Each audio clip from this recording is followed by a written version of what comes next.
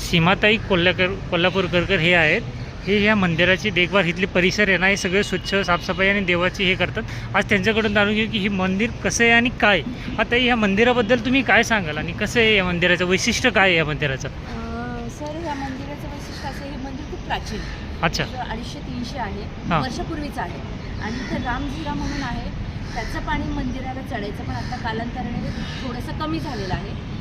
हा मंदिराचा परिसर आहे.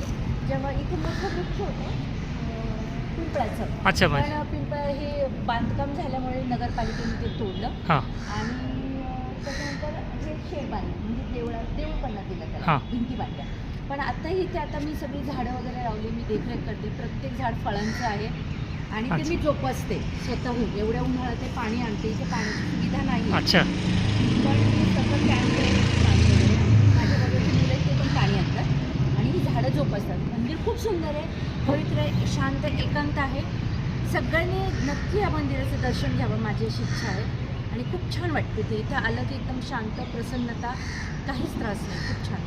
हे कासरवाडीच्या आपल्या खालच्या पुलाखाली, कासरवाडीच्या ते रेल्वे गेटच्या त्या पुलाच्या खाली ही मंदिर विराजमान आहे. महादेवाचं मंदिर आहे. जर तुम्ही इथं येत असाल तर नक्की या मंदिराला भेट द्या.